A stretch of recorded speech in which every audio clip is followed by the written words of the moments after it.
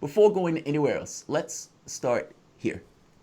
The Democratic Senate basically passed a nearly $500 billion Corona bill, basically giving money to small businesses. At the same time that they passed this kind of incremental bill, workers are still persistently vulnerable. You have states that are still struggling, and the thing that the Democratic Party basically claimed as a win was testing. We got more testing. We got it available so the public can actually get tested. As if that's a win. That's not a win at all. The House of Representatives has the ability, it's under Nancy Pelosi, to run contrary legislation in order to have a political fight and a political battle in regards to what you want versus what Republicans want. That's not what's happening. This is why Democrats lose. In real, specific terms, this is why Democrats lose. Pew Research found that almost half of non-voters are people of color and 2/3 are under the age of 50. Meaning that the people who the Democratic Party needs the most, that are the most working part of their base, is basically disengaged from the political process because those people don't necessarily see how their votes translate into material benefits for them. Back in 2017, the Washington Post asked people basically, what does the Democratic Party stand for? And 52% basically said the Democratic Party stands for opposition to Trump. They couldn't necessarily attest any particular policy or ideological touchstone other than just being in opposition to Trump. How far have you fallen when you've reached that particular point in the political space? This is the party of FDR, the party of JFK. One guy screams, we're going to the moon. The other guy deals directly with the material needs of most of the population, the 99%. And yet, this is where we are. A Democratic president giving 95% of the income to the top 1%. Their belief in expansive policies basically being Obamacare, where they've shuffled all of these people to the whims of the healthcare industry, where during the middle of a pandemic, the best they can come up with is $1,200 for Americans, still leaving them with their bills and still leaving them with the other incentives that will push them and compel them to get back to work. Under a Bill Clinton that destroyed welfare and was going to privatize Social Security, were it not for that blowjob, if we're being honest. Look, I guess my basic point is we've reached an odd point in our political space where we need our political leaders to actually attend to the rough and the hardest edges of the capitalistic system. And instead of doing that, it's a race to the bottom. My point is we, on the left, incentivize this particular behavior and make that race to the bottom worse. And in doing so, under this idea of less harm, we create a situation and a precondition where Democrats are more likely to lose, not less. I want to go to a clip with Biden.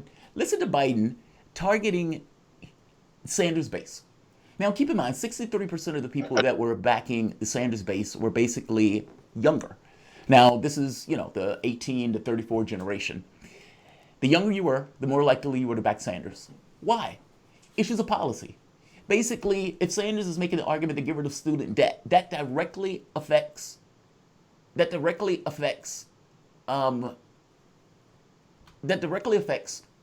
population more so than many of the other populations that don't necessarily have to deal with that issue. If you're talking about increasing wages to $15 an hour, again, this is the younger demographic, and in this particular demographic, they're going to be working at jobs with less wages. If you are talking about a Green New Deal, these people are going to be around in 40, 50 years. They care about the environment. My point is, the reason this younger demographic, this base, was backing Sanders had everything to do with policy. It wasn't necessarily because they loved the guy. Let's listen to Joe Biden with this base that is persistently vulnerable. Let's listen to Joe Biden make his pitch to this base. It was like outside. I was kind of just standing there on my phone. We all knew that he was coming out. I was just like, hi, Vice President Biden, how are you? Like, I was like freaking out. Like, I just hear like a roar, and then I was just like, oh my gosh. You can kind of see him from like the very back of my selfie. It's been my Facebook profile picture for the last 4 years. It's not a very good picture of me, but it is a picture of me with Vice President Joe Biden. Think about that. With all of the issues and all of the problems that are associated with the people of that particular demographic, the video that Joe Biden puts out as a fig leaf and a reach out to these people, again, the people who are less likely to vote in the political space is basically a lust video about Biden. Oh, I was so excited when I just got to meet Joe Biden and I shook his hand and I was so happy. How insulting. How insulting that this is what you do to reach out for this group of vulnerable people, the most vulnerable in our society in regards to being kids. This is how you reach out to these people. I want you to hear something else. Listen to John Kerry make this argument that right now, in the middle of this pandemic, what we need is a Ronald Reagan type character to make this work. Let's play the clip. Consistently avoiding responsibility, which he actually said publicly. I don't take responsibility. We really need a president like Jack Kennedy or Ronald Reagan who would sit there and say, you know, the buck does stop here and I take responsibility. I think the left needs to appropriate the same behavior. The buck stops here and we take responsibility. Why do we take responsibility? We take responsibility because there needs to be a stop at the door. If you can make an argument that we're going to settle for one concentration camp less, or if we're going to deal with two rapists, the rapist with the better policies is the one that you're going to go with. If you're going to make that particular argument, you've basically allowed a race to the bottom that any particular blue will do just because they are not a Republican. Understand what this means from the standpoint of left, though. And acquiescing to the race to the bottom, it ensures that Democrats are elected not for an affirmative argument of what they're going to do in that particular office or who they represent, but more so for who they are not, basically because they don't have an R by their name. Folding ourselves into the Democratic Party over the last half century without red lines of unacceptable behavior has allowed a race to the bottom where not only has the left incentivized its own marginalization regarding policy, but it allowed the Democratic Party to worship incrementalism and neoliberalism, and in the process of doing that, to basically sever off a large part of its voting base. Meaning, in pursuit of trying to lessen harm, you've effectively made a party that is so weak and is so marginal in regards to this difference to the Republican Party that they have harder time actually getting elected. Your best bet in order to actually get the policies that you want and to have a party or a Democratic Party that at the very least is some degree attentive, even if they don't necessarily push what you want, there has to be some accountability in the process in order to even hold them to the most modicum of standards.